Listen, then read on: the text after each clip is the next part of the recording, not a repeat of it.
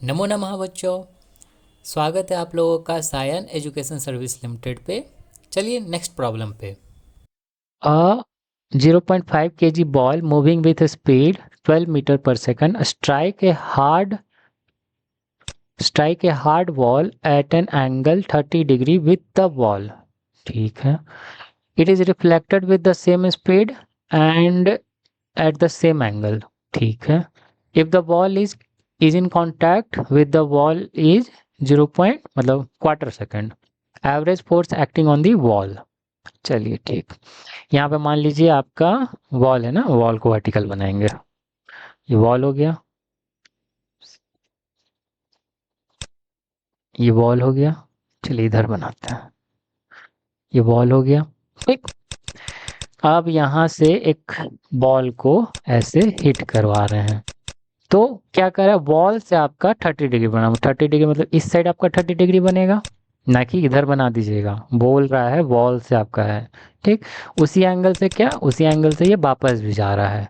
तो यहाँ से ये आया और यहाँ से ये गया. तो ये हो गया आपका इनिशियल, मतलब इम्पल्स कर रहे हैं तो यहाँ इस पॉइंट का बात करेंगे. तो ये हो गया आपका u और ये इसको हम मान लेते हैं v. ठीक. इस पॉइंट पे ये भी आपका क्या होगा, 30 होगा. किस स्पीड से आया, 12 मीटर पर सेकंड से आया है. ठीक. तो हाँ, एक चीज बताना है, अलोंग दी बॉल क्या होता है, कंजर्व होता है. अलोंग दी बॉल आपका इसका वेलोसिटी चेंज नहीं करता है अगर सेम स्पीड से निकला है. तो अगर यहाँ पे कोई भी लॉस नहीं हो रहा है, एनर्जी का, स्पीड में कोई लॉस नहीं हो रहा है, तो अलोंग दी बॉल आपका क्या होता है, मोमेंटम कंजर्व रहता है. ठीक. तो अगर हम बात करें इधर, इसको हम ऐसे बना लेते हैं. ये हो गया v आपका 12. तो इसका दो कंपोनेंट होगा, एक कंपोनेंट आपका इस साइड होगा, एक कंपोनेंट आपका इस साइड होना है. ठीक. तो ये अगर हम मान लेते हैं एंगल है, तो अल्टरनेट एंगल इस साइड चले जाएगा. ये हो जाएगा आपका अल्टरनेट एंगल से 30. तो ये क्या होगा, ये 30 होगा. तो ये 30 है तो इधर आपका क्या हो जाएगा, v cos 30 और ये क्या हो जाएगा, v sin 30. ठीक. सेम हमारा इस साइड भी होगा. इस तरह से आपका बॉल गया है, ये आपका, इसको क्या हम, अच्छा u लिखते हैं ना, u लिख देते हैं. ठीक. इस साइड आपका ये v है तो इसका भी दो कंपोनेंट होगा. एक कंपोनेंट आपका इधर, एक कंपोनेंट आपका इधर. तो ये वाला एंगल है तो ये एंगल हो गया.